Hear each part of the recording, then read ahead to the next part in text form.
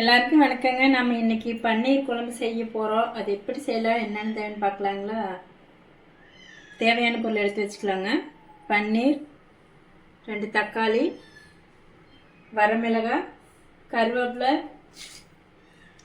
சின்ன வெங்காயம், பூண்டு. வாங்க நம்ம வறுக்கிறதுக்கு தேவையானதெல்லாம் அப்புறம் பார்த்துக்கலாம். ஒரு மண் சட்டி வச்சுக்கலாங்க.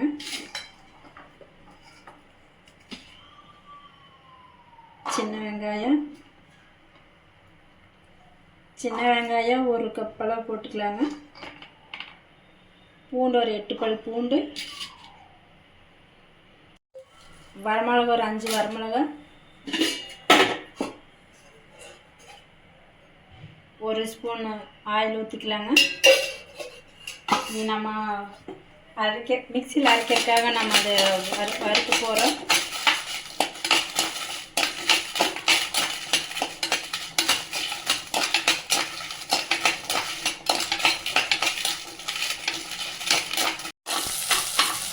பாருங்க, வெங்காயம் நல்லா வதங்கிருச்சு. இதை எடுத்துக்கலாம்.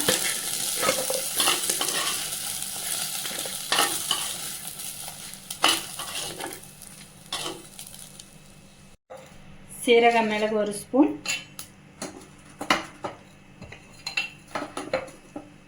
பட்டை கிராம்பு 1 ஸ்பூன், பிரிஞ்சி இலை. அவ்வளோதாங்க. இதையும் எண்ணெயில் போட்டு அப்படியே வறுத்து எடுத்துக்கலாம். இது தீஞ்சிட்டு நம்ம டக்குன்னு போட்டு டக்குன்னு எடுத்துக்கலாம்.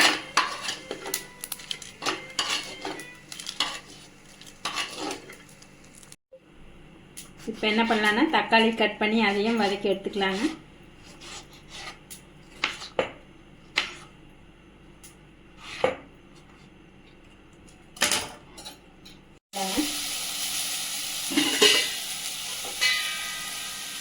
அரை ஸ்பூன் அளவு தண்ணி ஊற்றிக்கலாங்க.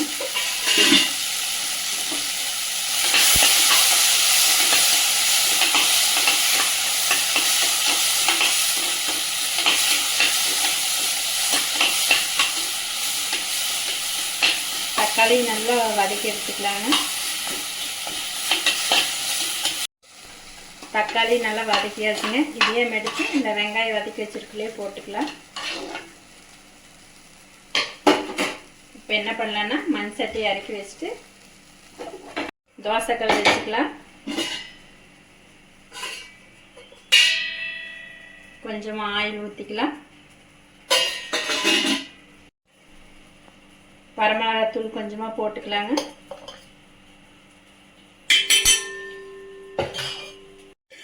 இது மாதிரி தோசைக்கெல்லாம் நல்லா தடவிடுங்க. இப்போ என்ன பண்ணலாம், பன்னீர் கட் பண்ணிக்கலாங்க.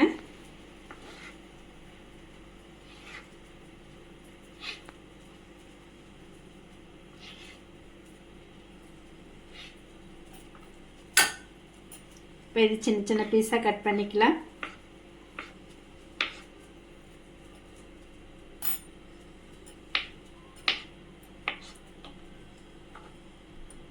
பன்னீர் நான் அதில் பாதி தாங்க போட போகிறேன். இது எப்படி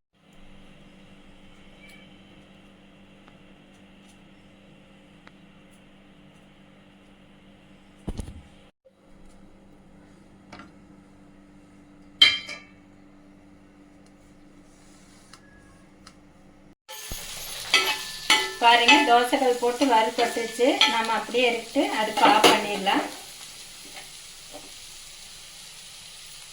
இது சூடு ஆறிடுச்சுங்க. நம்ம மிக்ஸி ஜாரில் அரைச்சிக்கலாம்.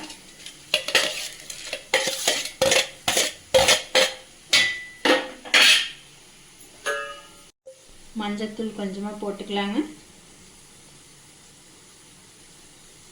மல்லித்தூள் 1 ஸ்பூன் போட்டுக்கலாங்க. பாருங்க, மிக்ஸி அரைச்சி எடுத்தாச்சு. நாம இப்போ என்ன பண்ணலாம்னா ஒரு பெரிய வெங்காயம் கட் பண்ணிக்கலாங்க.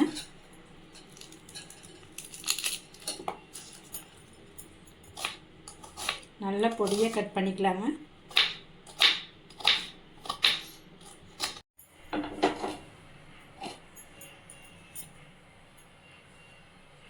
இப்போ தாளிக்க போகிறேங்க. அதில் சின்ன கரண்டி அளவுக்கு 1 கரண்டி எண்ணெய் ஊற்றிக்கலாம். எண்ணெய் காஞ்சதுக்கப்புறம் கடுகு ஒரு ஸ்பூன் அளவு போட்டுக்கலாங்க. கடுகு, உளுந்த பருப்பு, கடலைப்பருப்பு எல்லாம் கலந்தது.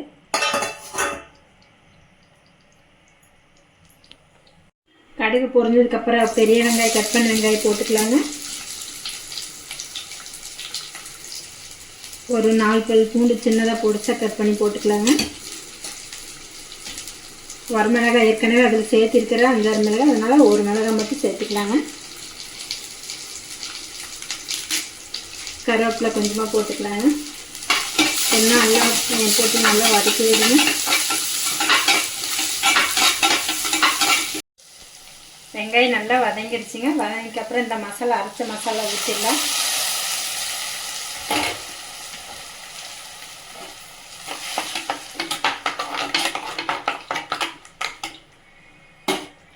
இந்த ஐஸ் கட்டி போட்டுடலாங்க. ஐஸ் கட்டி போட்டு குழம்பு வச்சு பாருங்கள், நல்லா டேஸ்ட்டாக இருக்குது.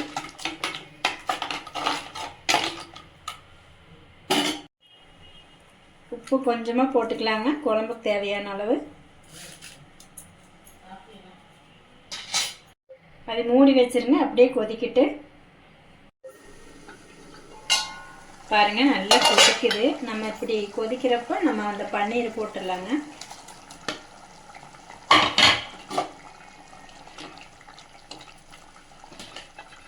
பன்னீர் போட்டு ஒரு 2 நிமிஷம் அப்படியே மூடி வச்சிடலாங்க. பாருங்கள் 2 நிமிஷத்துக்கு அப்புறம் நல்லா கொதி வருது. பன்னீரெல்லாம் ஏற்கனவே நம்ம தோசைக்கல்ல போட்டுருக்கோம், அதனால் சீக்கிரமாக வெந்துருச்சுங்க.